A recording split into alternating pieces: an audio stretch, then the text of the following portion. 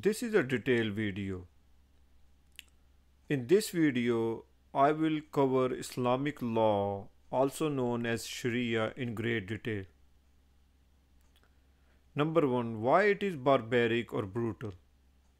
It is barbaric because of punishments like hand amputation and stoning to death.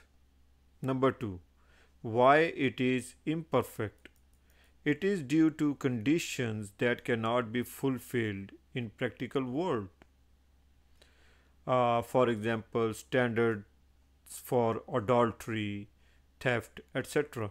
Also, divorce in Islam. There is no clear ruling to give divorce. Only a man can give divorce in Islam. A woman has no right to do so. She can ask for a divorce, but again, she has no right to give one. It is so impractical that it is based on three Arabic words that a man can verbally pronounce in Arabic to his wife. He must say it three times. Talaq, talaq, talaq means freeing or undoing the knot. There is a huge dispute among scholars regarding divorce in Islam. Some scholars believe you have to say it verbally all at once three times, the word talaq, and some believe you have to say the word talaq in three periods.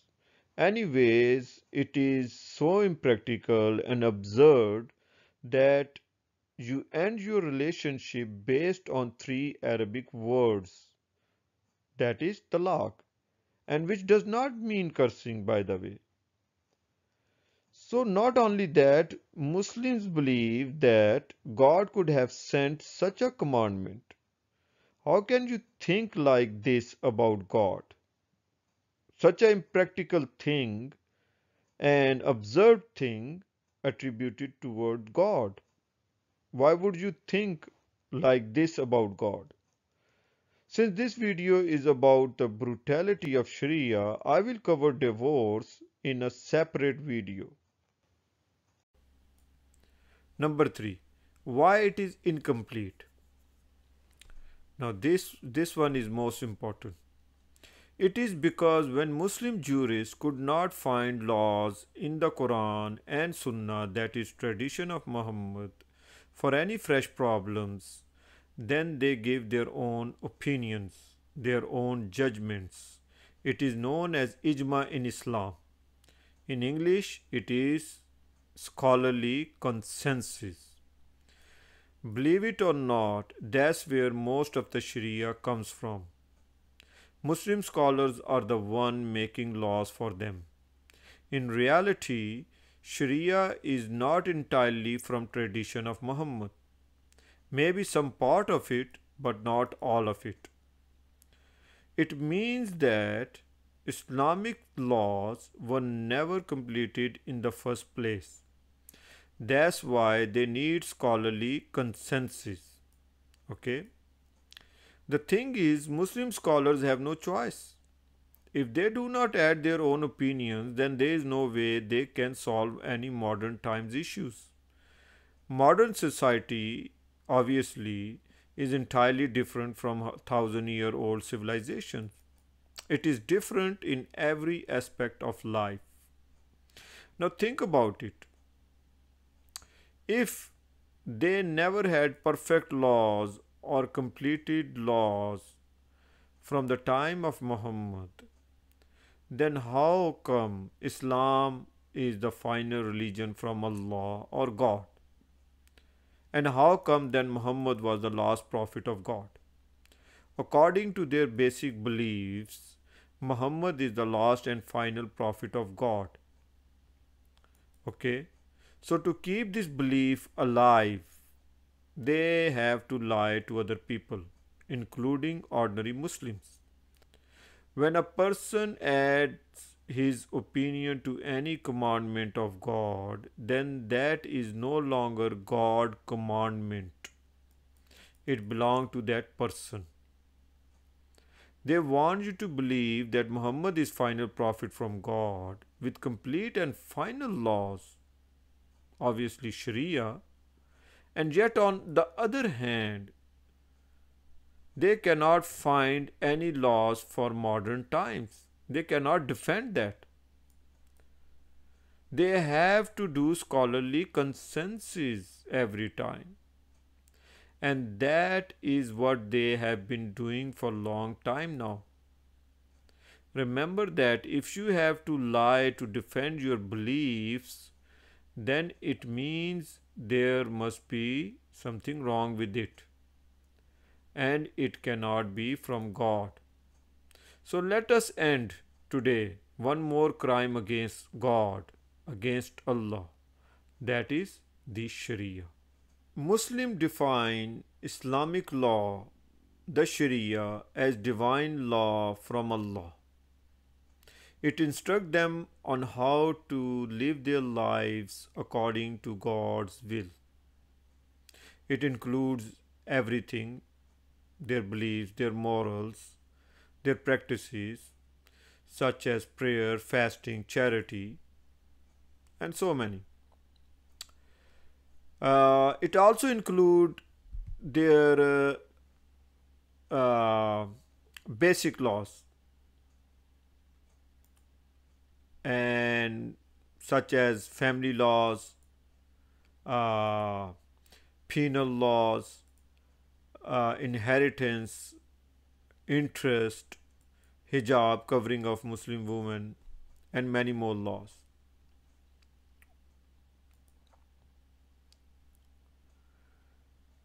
They will tell you according to them, according to Muslim scholars, there are two primary sources of Islamic law. Number one is Quran and second is Sunnah. Sunnah means the narration of Muhammad and his actions. According to them, not everything mentioned in the Quran. So Muslim must believe in hadith books, narrations of Muhammad. It is true there are many laws that are not mentioned in the Quran. But that does not mean that one should depend on hadith books. According to them, not me, according to them, hadith books were written down after somewhere 250 years or so after Muhammad's death. That means those who lived after Muhammad and just before the first hadith book, between that time period, were extremely unlucky because they were living in a time of rumors, okay, regarding Muhammad, not knowing what narration was right or wrong. Obviously, it was the job of hadith writers to decide which narration was correct or incorrect. They did it, but too late. And that is after 250 years of Muhammad's death. By the way, I know they were written down maybe after 1200 AD somewhere. These books, these hadith books, which they claim these are 1400 or 1200 years old. I do not believe that at all. After 1200 AD somewhere they written down. Must be. So in other words, God plan to guide people through Sunnah did not work for at least 200 years, you can say, right? Because there were no hadith book. This is how they portray God. If you believe in this, then you have problem. I do not believe in it. I see God as the best planner. All right? The best planner. So anyway, an overall concept behind the Sharia law is it is divine law from Allah and one of its primary source is Quran.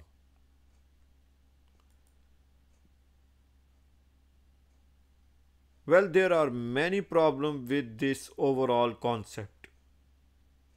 Number one, it is not a divine law from Allah, the Sharia. Number one, like generally Muslim believes. Number two, neither it is taken from the Quran. And this is what I will prove to you in this video.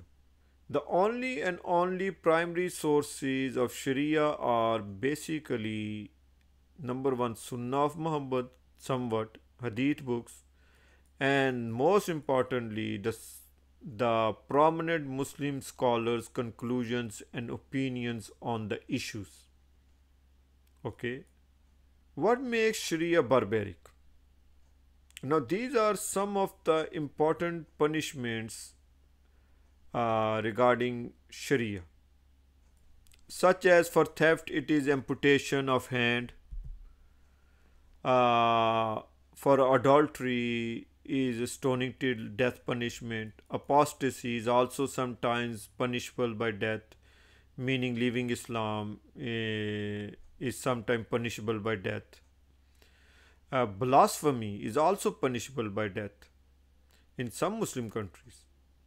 Smuggling is also sometimes punishable by death in Muslim countries like Iran, Saudi Arabia, Indonesia, etc.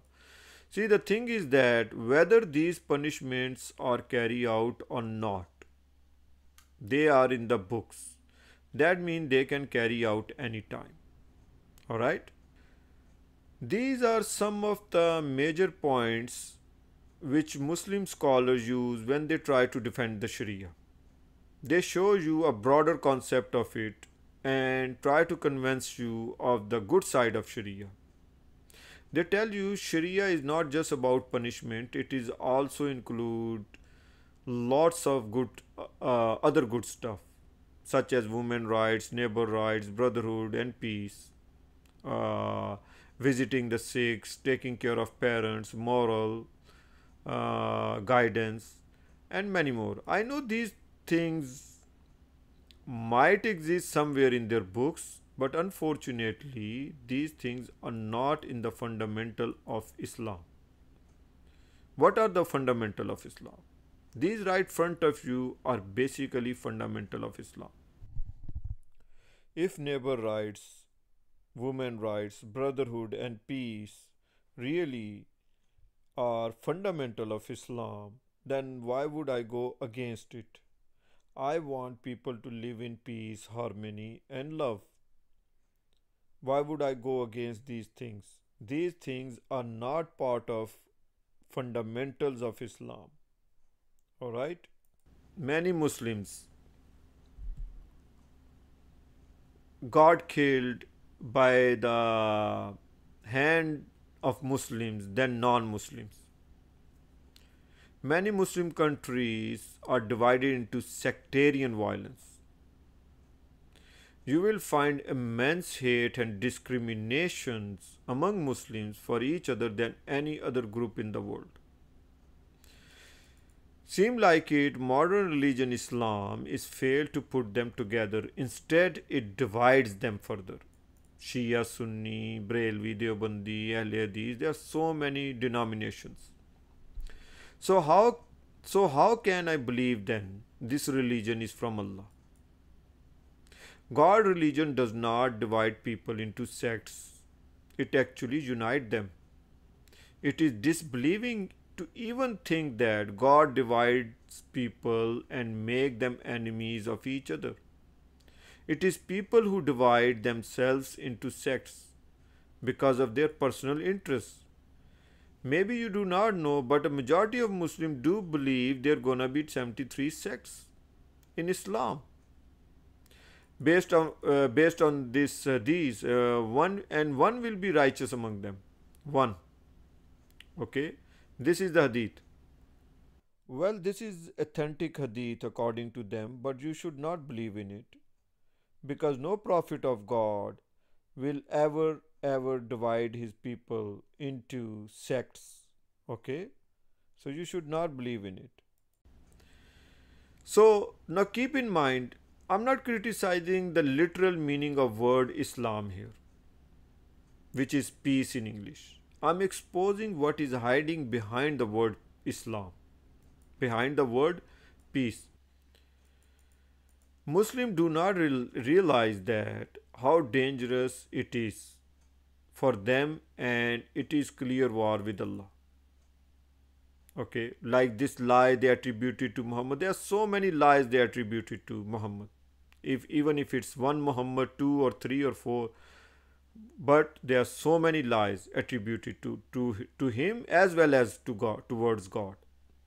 So, anyways, Islam should be defined by its fundamentals rather than actual meaning of the word Islam.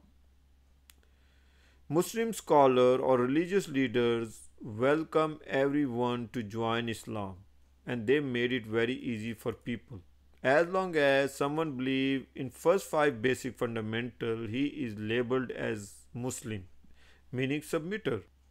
Once someone declare the oneness of God and Muhammad is being the last and final prophet of God, he becomes Muslims. Regardless if he is a thief, if he is evil, if he is a criminal or murderer, not a problem. He stays Muslim, meaning submitter, as long as he believes in the oneness of God and Muhammad being the last prophet of God. You're not going to believe it. Average Muslim testify Muhammad several times in a day. Several times in a day. He never met him in his life, but he is testifying him daily. So these kind of serious theological misconception occurs when scholars create a religion. Religion Islam is 100% scholar product. It was never written down by any prophet of God, by any prophet, neither Muhammad or any prophet of God. So you should not believe in it. You should study everything about it so you know what it is, but you should never believe in it. As for Quran and how it ends up in these people's hands, watch my other video on history of Quran. Well, scholars put a lot of attraction in it. Ask yourself, why would God accept someone into the kingdom of heaven? Okay. If a person is not pure, if he is a criminal, hater, possessor of evil, why would God do that? Do you guys think God has no wisdom? Why would he let any one unclean person into the kingdom of heaven just because they believe him is being one or Muhammad is his last prophet? What difference it will make? God is the wise. He can read your heart. You're not gonna believe that average traditional Muslim testify God, at least the one traditional Muslim, the one who prays at least 25 times daily. Muslims think that saying God is one is something's most difficult thing to do in a life. Like it's very hard thing to do. It's like climbing a Mount Everest. When they say God is one, God becomes so impressed with them that he ignores all their evil. If they done any evil, in other words. Like, I guess they did not understand the God yet. God will never ever ignore anyone ill deeds. One thing is for sure. Anyone can flatter another human being, but not the God. God is the wise. The declaration of faith or profession of faith is very easy things to do. Trust me. All you have to do is say few words in Arabic. Whether you mean it or not, no problem. You have to say front of Imam or Mullah or Shia Zakir. So you will be labeled Muslim once you say that declaration. But helping others, taking care of others, loving others is the hardest thing to do. That's why what scholar did, they choose for them the easiest way. Go man, say God is one. God never choose this for people. And if you ask them what they mean by God is one, they really cannot explain you. They tell you God is one. Every Muslim will tell you that. But ask them what you really mean by God is one. They cannot explain you that. They really do not know that. God created this world to see which one of you is better conduct rather than testifying in front of each other, oh, God is one. God is one. You understand? Their easy criteria to join Islam and previous scholars' corruptions against God created a religion where any criminal minded get into it and use it for his personal interest. And that's what really happened with Islam.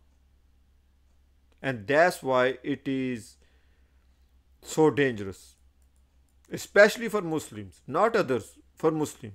Because others do not, because in other countries you see that it's never expanded.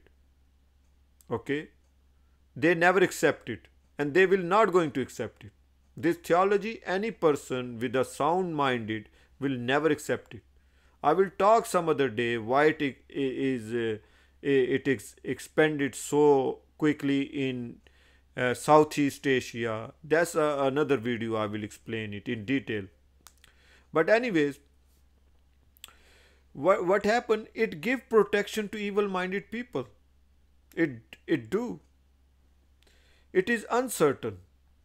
It can be used in any manner for personal interests. Everyone has his own Islam.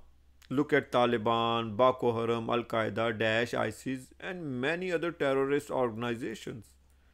In fact, these organizations claim to be better Muslim than ordinary Muslims because according to them, they are the one who are doing real jihad, holy war against infidels. And what really their jihad is? Look at ISIS, how they raped women in Iraq and Syria. They never saw it as rape because they did not want to look at it that way.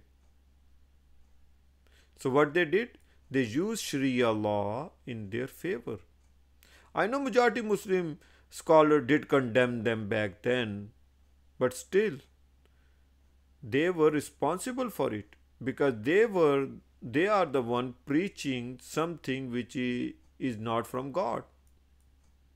I'm going to come back to it, but let me talk a little bit about another believing group, and that is Taliban.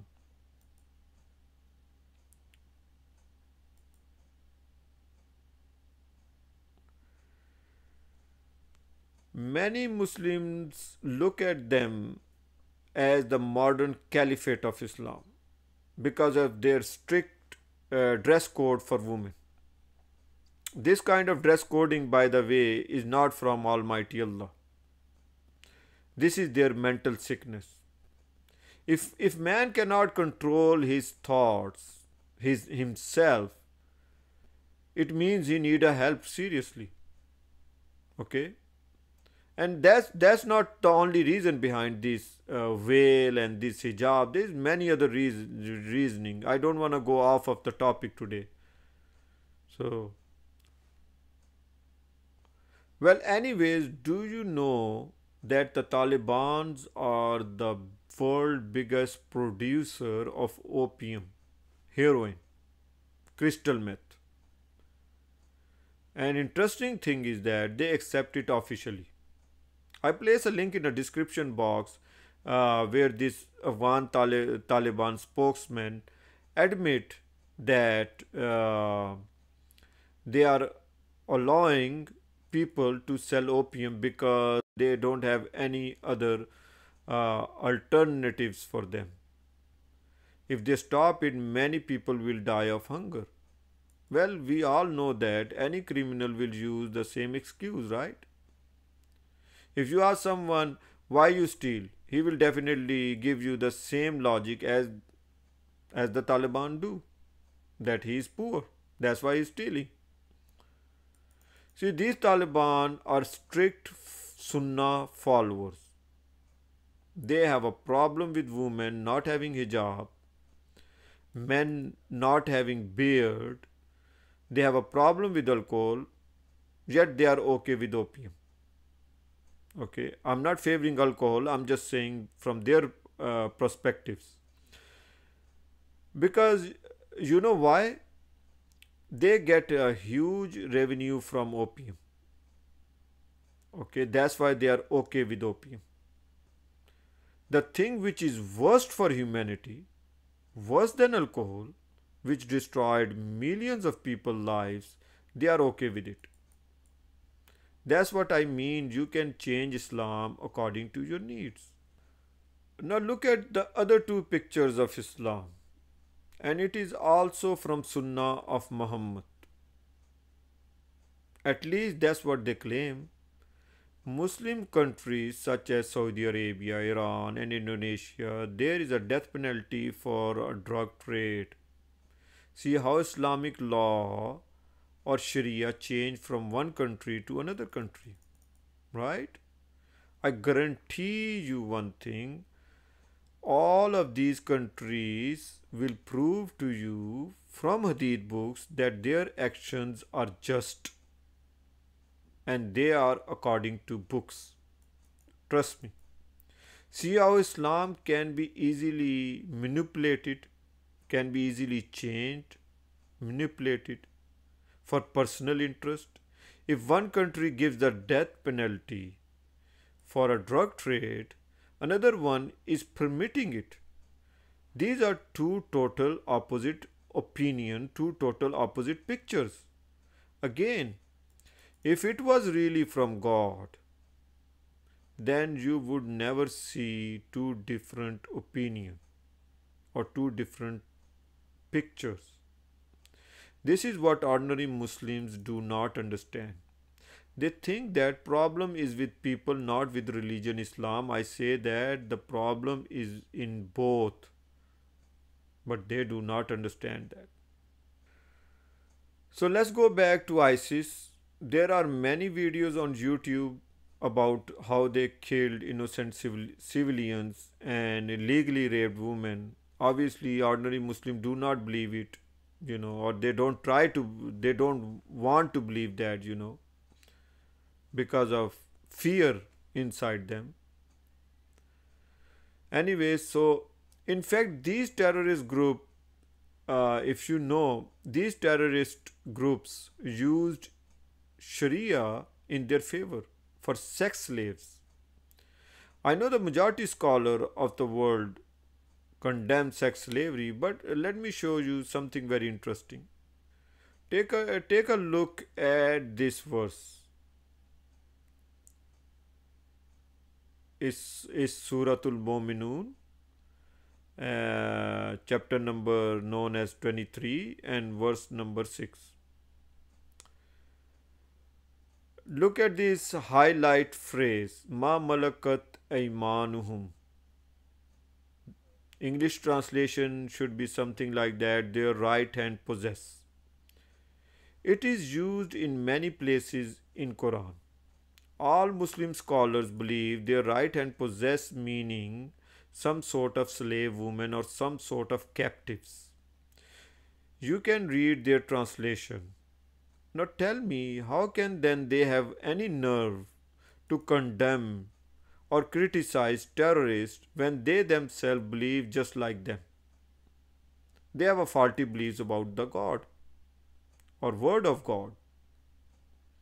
This is their negative nature regarding God. They think that Quran is some sort of Arabic grammar.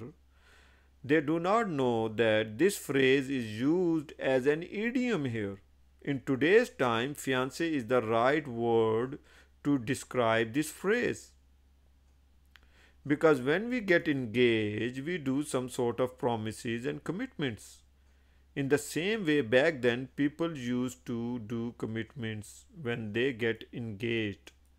So God said, possess by oaths. You did a commitment and promises to her, so she becomes yours. Okay? It never meant to have a sex slave. You should know one more very important thing, that Quran is full of idiom and informal speeches of God with different prophets. Not just one prophet Muhammad, but different prophets. Okay? More than one Muhammad and many other prophets of Quran. It is not Arabic grammar at all. Okay? So come back to the actual topic. It is punishments in Sharia law. First, I want to show you guys some of the methods they use to defend Sharia punishments. Okay? Muslim scholars tell you that there are strict criteria that must be fulfilled before any punishments took place. For example, there are many conditions that must be fulfilled before any hand amputation punishment. Somewhere 50 to 100 conditions that must be fulfilled for hand amputation before any hand amputation, such as theft should not be due to hunger or at least two witnesses, and it should be above a certain limit. Similarly, for stoning punishment, there must be four upright practicing Muslims who must witness an act of adultery. They must saw it, which is highly unlikely to happen. Okay. Also, these punishments are for deterrent only. In other words, to scare people. There are hardly any cases where actual punishments took place. You should not believe what they say. These Muslim scholars are not head of any Muslim state, nor they can do any change in the Muslim world. But their defending with baseless logic cost other innocent people their lives because they're trying to defend it. In, in this video, I will be discussing only two punishments. Number one is amputation of hand for theft, and number two is stoning to death for unlawful sexual intercourse, adultery. Though these are though there are other punishments to discuss, but these two are the most important ones. I'm going to show you guys with God given knowledge, both of these punishments are not from God at all. By the way, you will find stoning to death punishment in the Bible too, and there is no clear verse in the whole Bible where this barbaric punishment was ever condemned. Okay, stoning to death punishment. The most important reason behind the creation of these punishments are intolerance, hate, jealousy, and fear of losing property. This is the real reason behind these punishments. Previous scholars create these laws because they knew people are going to like them. To hide their intolerant behavior, hate, and jealousy, they attributed them to God. You all know one thing: once something is attributed to God, it becomes pure. Throughout centuries, disbelievers always used God for their ill and filthy actions. So, starting from theft, its punishment is amputation of hand. In the case of robbery, it is obviously hands and feet. Okay. Muslim scholars also create some rules or conditions. Muslim scholars also created some rules or conditions before any punishment to show you guys there is some logic in it, in their punishment. There are many conditions, but these are the most important ones, the ones you're seeing right now. The item must have been stolen from a secure place. Item valued more than 2 dirham in Makkan weight. Thief must be an adult, sound minded, and commit the crime of his own will. The crime was not done due to hunger. The crime must be witnessed by two upright Muslims. A month has not passed since the crime occurred. And there are many more. You will find these in their books, websites, everywhere. I guess Muslim scholars who came up with these conditions never studied hadith carefully. Narrations of Muhammad. Let me show you few interesting hadith. There are many, but let me show you few. So, narrated by Abu Huraira, Allah Apostle said, Allah curses the thief who steals an egg, for which his hand is to be cut off, or steals a rope, for which his hand to be cut off. This hadith repeated many times. Now, the second one, it is narrated by Aisha. The Prophet said, the hand should be cut off for stealing something that is worth a quarter of a dinar or more. So, from these two hadith and many more hadiths, it is clear that thief hand should be cut off even if he steal due to hunger. Obviously, if someone is stealing an egg, he must be hungry, right? He is not stealing to just play with it. Now read both of these two hadith. In one place it is saying hand should be cut off even if the theft is for quarter of dinar. Now here that the word dinar used, remember that. On the second place it is saying hand should be cut off if if theft is for 3 dirham, obviously 3 dirham or more than that. You see how many contradiction and ambiguity in hadiths. How can any person in the whole world can draw a single law from these hadith books? Moving on, I purposely did not place all of the conditions here because they are more observed than these ones. I always tell Muslim scholars one thing: do not try to explain the religion Islam, because the more they try to explain it, more they make fool out of themselves.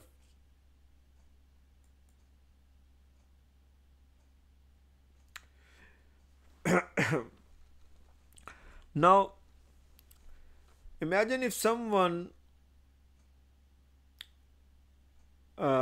left his precious watch on a table instead of a secure place, and thief stole it.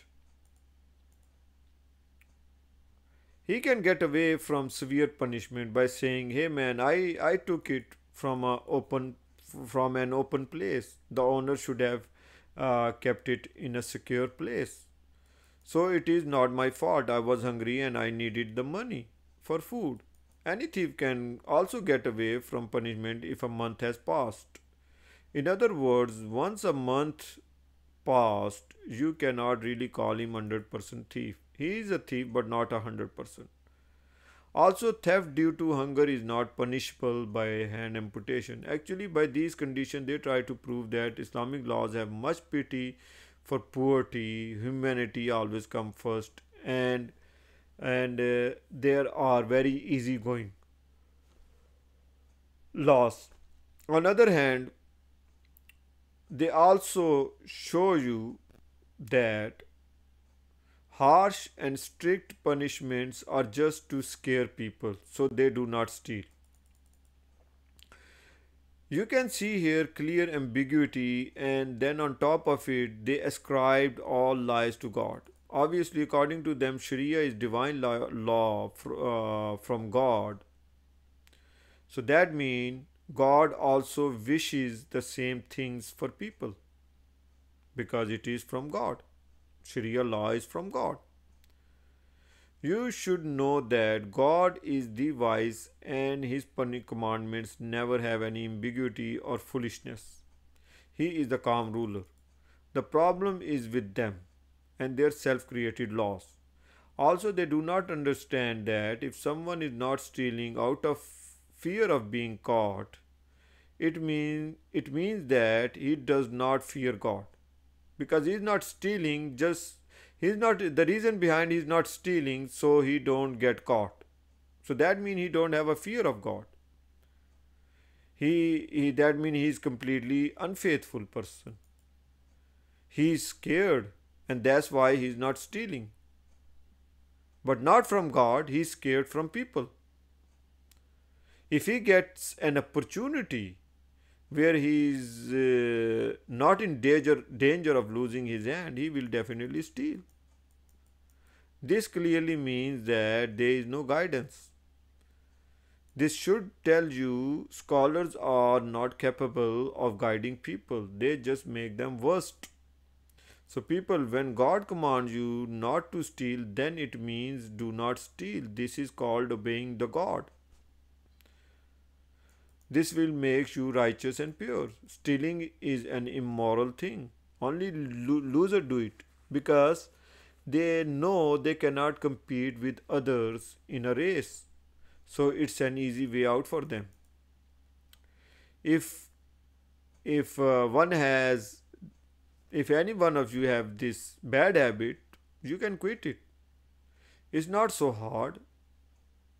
The time someone spend on learning how to steal can be used for positive things like how to make money. It will be way easier and morally satisfactory. There is no peace in stealing. You will be always worried in your life. Ask God forgiveness. He is the most merciful. Trust me, He does not need your hand at all. His mercy is for everyone. He wants you to be righteous without any fear of people.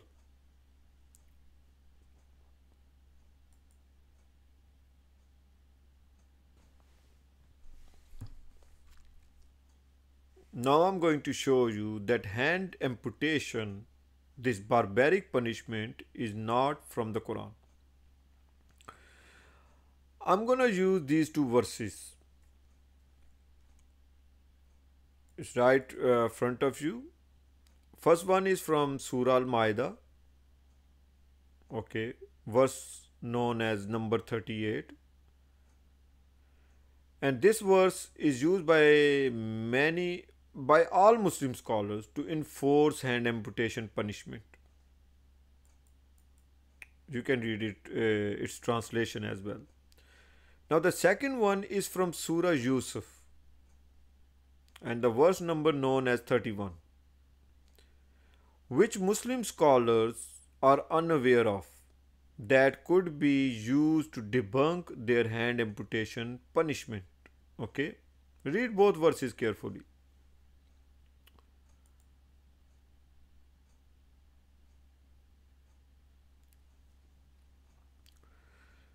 These are popular Muslims' translation of this verse,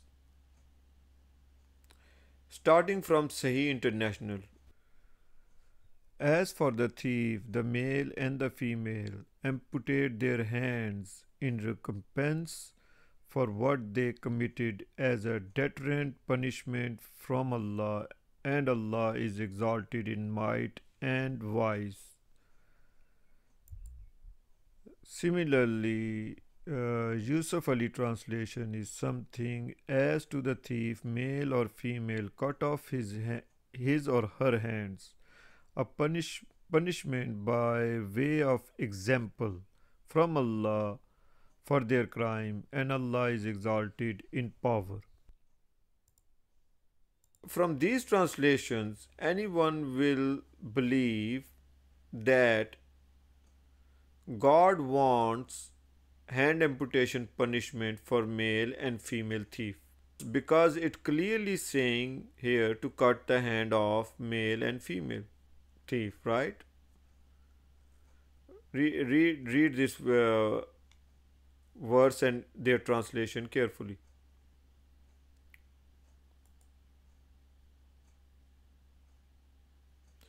Now I'm asking you here one very important question.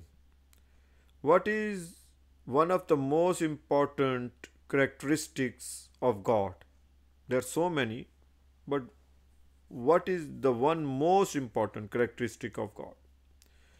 One of the most important characteristic of God is Ar-Rahim, meaning the merciful. Okay, it is mentioned throughout in Quran. Now, if you know this is true, then why would you believe in the lies of scholars? What makes you think that the most merciful one needs someone's hands to be chopped off just because they steal something? You should never do this. Only disbelievers think about God like that. They do say He is the merciful. Obviously, Muslim scholars do say that. But in reality, they do not believe in His mercy. This is the fact.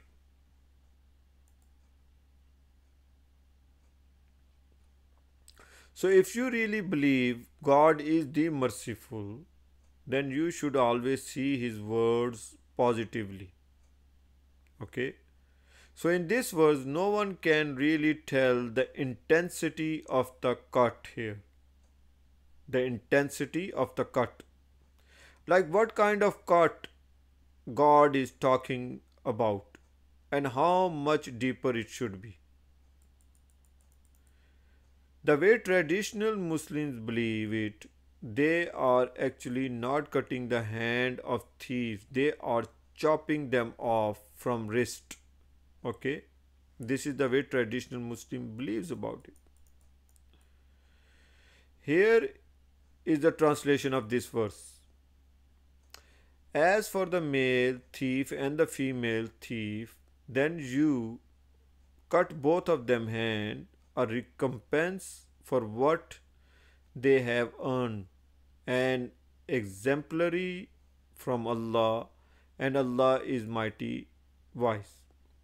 Here in this verse, the most important word which I will explain to you is faqtaw, meaning then you cut, right here.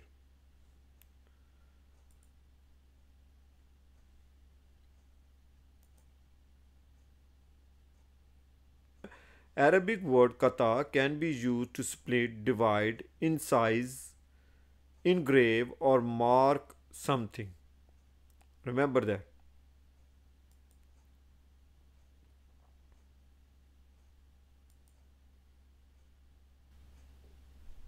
Even in today's modern Arabic, this word can be used with intensity or mildness. For example, yukattau tufahatan ila katateni. He cuts an apple into two pieces. And another example for cut is for the same word is yaktau shafatahu asna al khilakati. He cuts his lip while shaving. Here in first example, kata word is used with full severity, cutting of apple into two pieces. In the second example, the same word is used to scratch something. Obviously, no one can slit their lips with a shaving blade, right? You notice in both sentences we use the same word kata. Similarly, in the Quran, the word is also used, this word is also used in a broader sense. I'm not saying it has a different meaning other than cut here, but I'm talking about the intensity of cut here.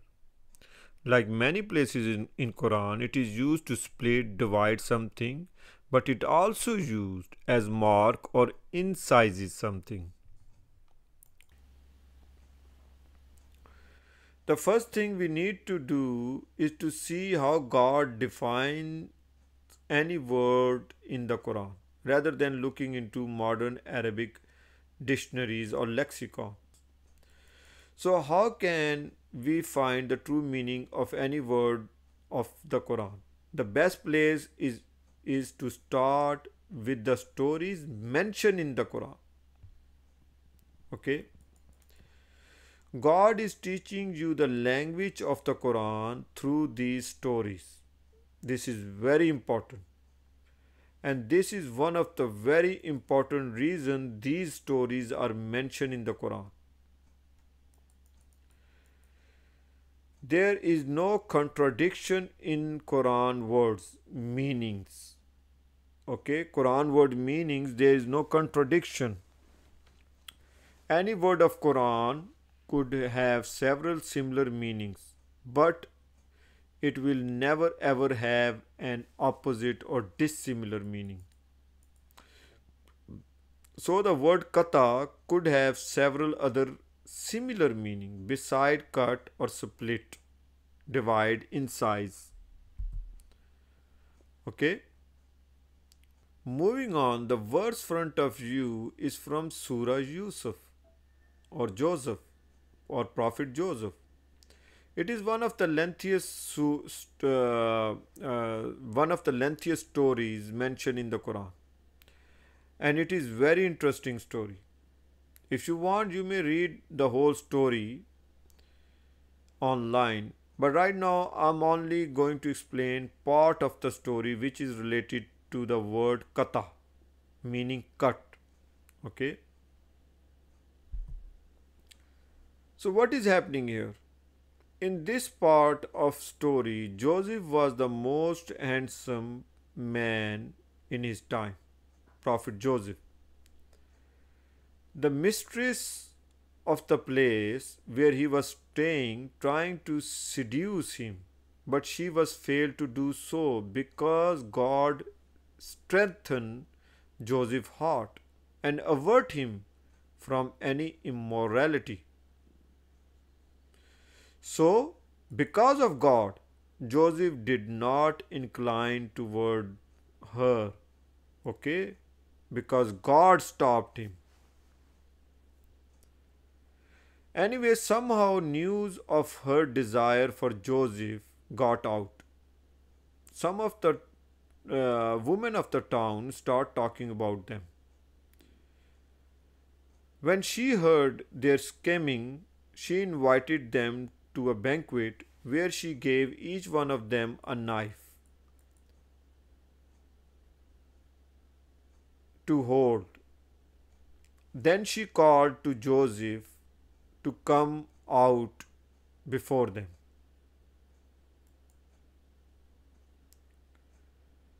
When they saw him, they exalted him because of his beauty, and in their astonishment, they end up cutting their hand. Okay, exclaiming, "Wow, Allah! Wow, God!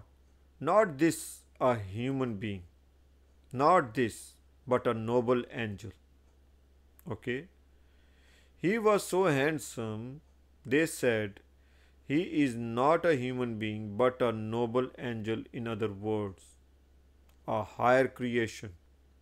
They cut their hand, something like that, the picture I show you, something like that.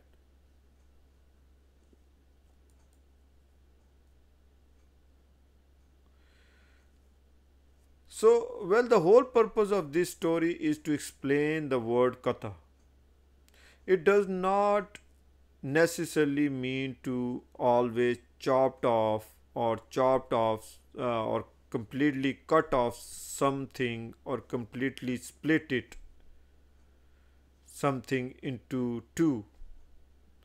Here in this story, those women who were holding knives, none of them chopped off their hand. They just end up marking or scratching their hand when they saw Joseph.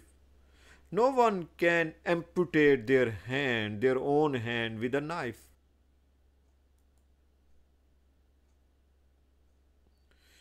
Now, going back to the hand amputation verse, read their translation. As for the male thief and the female thief, then you cut both of them hands, a recompense of what they have earned, an exemplary from Allah, and Allah is Almighty Wise. So basically, what we learn from Prophet Joseph's story is kata also mean to slightly cut, mark, or scratch, etc. All these words serve the same purpose. In this verse, it does not mean here to completely amputate the thief's hand, but here it means to mark it. Nowadays, we have driving licenses. All criminal activities are recorded in them. Back then, it wasn't like this. So, how to spot a thief back then? It was due to a mark on his hand back then. You also notice at end of the verse it says Allah is almighty wise. Obviously, amputating any thief hand has no wisdom behind it beside cruelty, and but marking thief hand does have wisdom in it. Also, you notice at the very beginning of the verse it says wasariku, wasariku, wasarikatu. Okay, meaning the male thief and the female thief, means specific known thief. This could be only used for habitual stealing or robberies.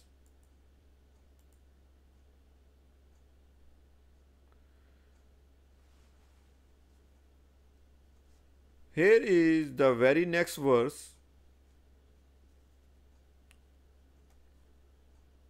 and it says, indeed, at the uh, at the last phrase of the very next verse, it says, indeed, God is forgiving and merciful. Well, it should be clear now that God never authorized this barbaric hand amputation punishment. So, very next verse is showing you that God is the most merciful. That means even before marking the hand back then, even before they marking the hand, they always allow them to repent and ask forgiveness. And obviously, prophets were there and messengers were there to guide people. So today we throw another lie out of Book of God. Another horrific punishment, it is stoning to death for unlawful sexual intercourse. In modern Arabic, it is known as zina.